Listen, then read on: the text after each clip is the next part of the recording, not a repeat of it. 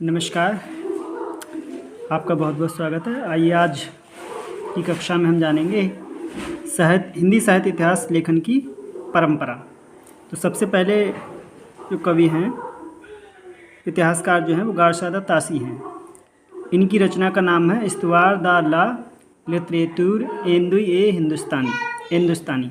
तो इसका अर्थ होता है इस्तवार का मतलब हिस्ट्री, लिटरेतुर का मतलब लिटरेचर, एंदुई माने हिंदवी और हिंदुस्तानी का मतलब हिंदुस्तानी।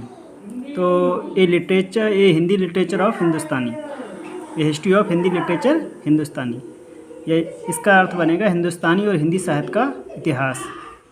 और इसकी अगर बात करें तो इसका तत्सम शब्द प्रधान जो है वो हिंदवी कही गई है, मतलब जिसमें तत्सम शब्दों की प्रधानता हो वो हिंदवी कही गई है। अरबी फारसी के परिचित शब्दों की अरबी फारसी शब्द मिश्रित हिंदुस्तानी कहलाती है। अरबी फारसी के शब्द के साथ जो हिंदी प्रस्तुत की जाती है मिश्रित, वो हिंदुस्तानी भाषा कहलाती है। इसकी प्रकाशक संस्था की अगर बात करें तो इसकी प्रकाशक संस्था जो थी the oriental translation commit Ireland, ये इसकी प्रकाशक संस्था है। प्रकाशन वर्ष की बात करें तो प्रथम संस्करण और द्वितीय संस्करण, तो इसका प्रथम भाग जो है वो 1839 में प्रकाशित हुआ और द्वितीय भाग 1847 में। और द्वितीय संस्करण की बात करें तो दूसरे संस्करण में प्रथम भाग 1870 ईस्वी में और द्वितीय भाग 1870 में और तृतीय भाग 1871 ईस्वी में प्रकाशित हुआ। अब इस ग्रंथ की विशेषताओं की अगर बात करें तो इस ग्रंथ की विशेषताएं हैं, पहला है ये फ्रेंच भाषा में रचित है। कई बार परीक्षा में पूछा जाता है कि गारसादा तासी का जो हिंदी साहित्य का इतिहास है वो किस भाषा में है, तो फ्रेंच भाषा में है। दूसरी इसकी विशेषता ये वर्णानुक्रम पद्धति में रचित है और ये वर्णमाला के अंग्रेजी वर्णों को आधार बनाकर लिखा गया है। तीसरी इसकी विशेषता है 738 रचनाकारों को स्थान इसमें दिया गया है, जिनमें से हिंदी के रचनाकार 72 हैं। अधिकांश रचनाकार जो हैं वो उर्दू के हैं। तो जो गारसादा तासी ने हिंदी साहित्य का इतिहास लिखा उसमें हिंदी साहित्य के रचनाकार केवल 72 हैं, बाकी अधिकांश रचनाकार उर्दू के हैं। और इसकी बात करें अगली विशेषता की तो इसमें काल विभाजन का कोई प्रयास नहीं है।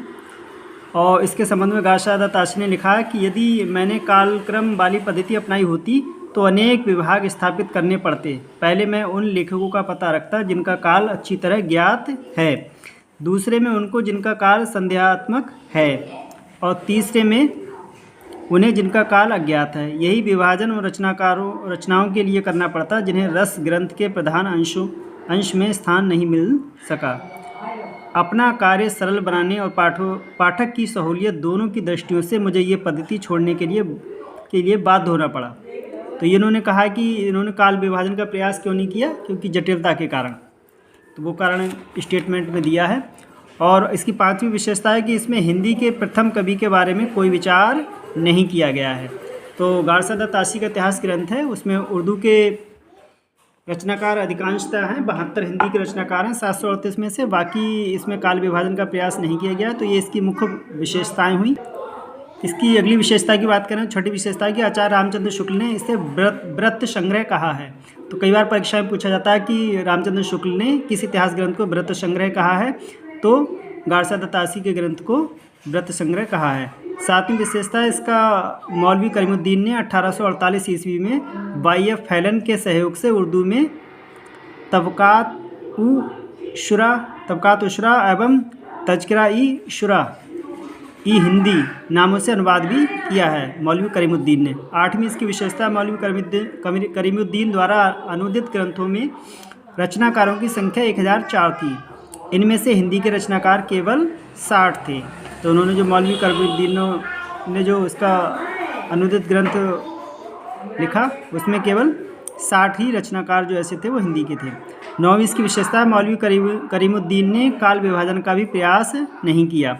10वीं इसकी विशेषता है गारसादा तासी के इतिहास ग्रंथ का 1952 ईस्वी में डॉक्टर लक्ष्मी सागर वार्ष्णेय ने हिंदी साहित्य का इतिहास नाम से हिंदी में अनुवाद किया है। तो गारसादा तासी के ग्रंथ का अनुवाद जो किया है लक्ष्मी सागर वार्ष्णेय ने किया है, हिंदी साहित्य का इतिहास। तो ये कई बार परीक्षा में पूछा जाता है। और अगर अगली विशेषता की बात करें तो लक्ष्मी सागर वार्ष्णेय द्वारा अनुदित ग्रंथों में कुल 358 रचनाकार थे। इनमें से हिंदी के रचनाकारों की संख्या केवल 220 है। अब बात करते हैं ठाकुर शिव सिंह सेंगर की। तो ठाकुर शिव सिंह सेंगर ने जो रचना है इनकी जो है शिव सिंह सरोज है, कई बार परीक्षा में पूछी जाती है। इसका प्रकाशन वर्ष 1883 ईस्वी है। और प्रकाशक संस्था की बात करें तो नवल किशोर प्रेस लखनऊ ने इसे प्रकाशित किया। और इसकी पद्धति की बात करें तो ये वर्णानुक्रम पद्धति में रचित है और कुल रचनाकार हैं 1003। और इसके विशेषताओं की बात करें तो पहली बात यह कि ये इतिहास ग्रंथ कालिदास त्रिवेदी के कालिदास हजारा के आधार पर लिखा गया है।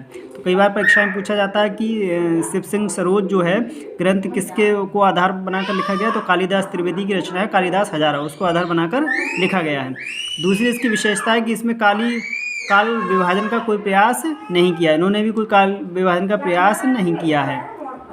और तीसरी इसकी विस्तार तीसरी इसकी विशेषता है कि शिव सिंह ने पुष्य पुंड को हिंदी का प्रथम कवि माना है। तो ये एक महत्वपूर्ण बिंदु है कि पुष्य पुंड को ठाकुर शिव सिंह सेंगर ने प्रथम कवि माना है। हिंदी का प्रथम कवि किसे माना है? पुष्य पुंड को। चौथी इसकी विशेषता है आचार्य रामचंद्र शुक्ल इसे व्रत संग्रह मानते हैं, यह कहा है। पांचवी विशेषता शिव सिंह सेंगर ने हिंदी साहित्य का आरंभ विक्रमी संवत 770 से माना है।